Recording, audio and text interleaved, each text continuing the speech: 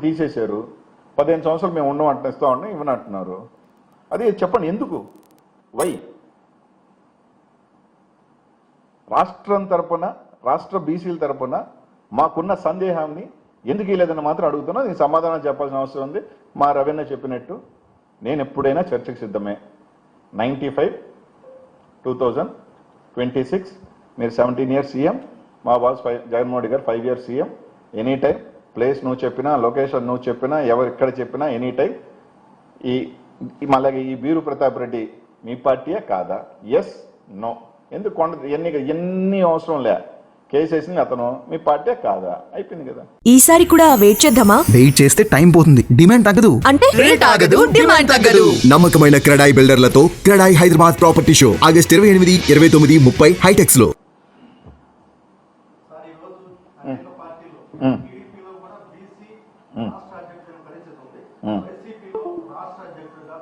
ఎందుకు ఇప్పుడు నేను అనేది ఏంటంటే, రాష్ట్ర అధ్యక్షుడు ఇచ్చుకున్నాము, ఈ అధ్యక్షుడు ఇచ్చుకున్నాము, దానివల్ల ఎవరికి ఉపయోగం? మీ పార్టీ అంతర్గతం.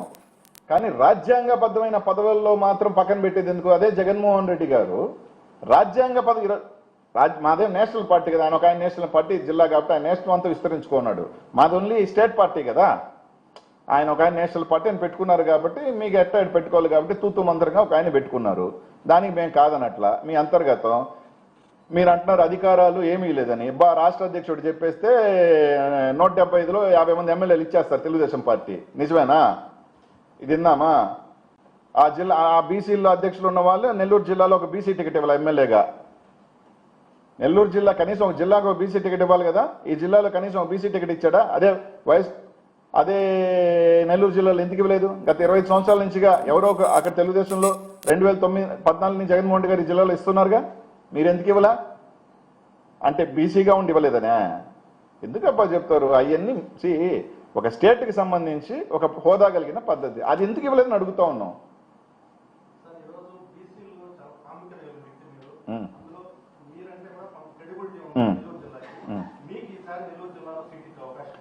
నేను ఒకటే చెప్తానబ్బా, జగన్మోహన్ రెడ్డి గారు నన్ను పోయినసారి పార్లమెంట్కి పోటీ చేయాలన్నాడు. ఎస్, పోయినాను.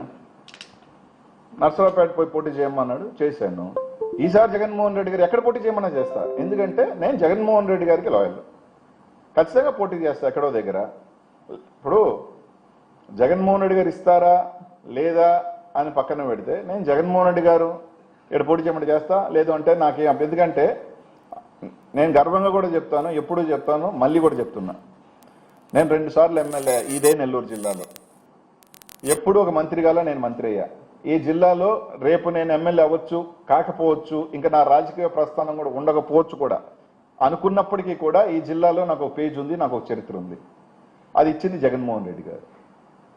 అనిల్ అనే సోకాల్డ్ వ్యక్తి, ఎవరో అన్న తెలియని వ్యక్తిని ఈరోజు రాష్ట్ర వ్యాప్తంగా పలానా అనిల్ కుమార్ యాదవ్, మీరు చెప్పినట్టు ఒక ప్రముఖ వ్యక్తితో, ఒక 10 మందికి పరిచయం ఉన్న వ్యక్తి చేసిన వ్యక్తి జగన్మోహన్ రెడ్డి గారు. ఆ సంతోషం, ఆ తృప్తి నా జీవితంలో నాకు చాలు.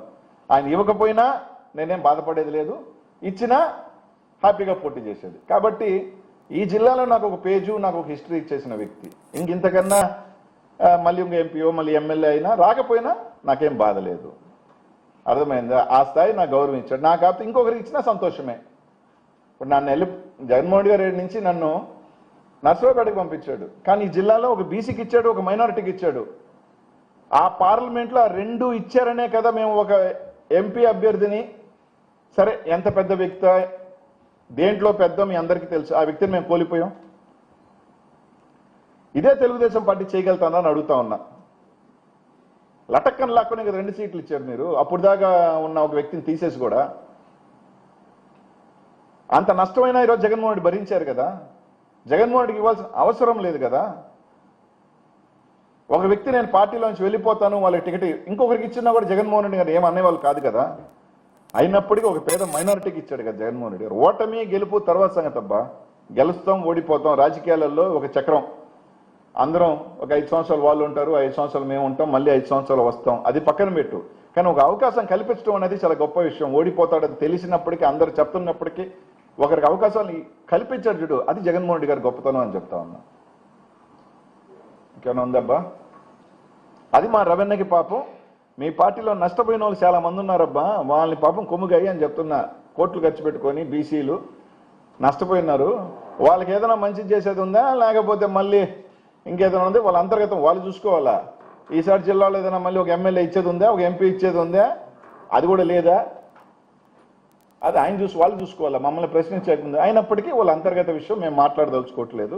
నన్ను అన్నాడు కాబట్టి నేను ఆయనకి సమాధానం చెప్తున్నా గౌరవంగా.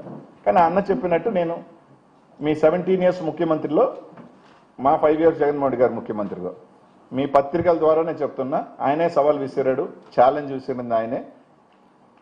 ఎక్కడ పెట్టినా నేను ఏ టైం అయినా నేను సిద్ధంగా ఉన్నా.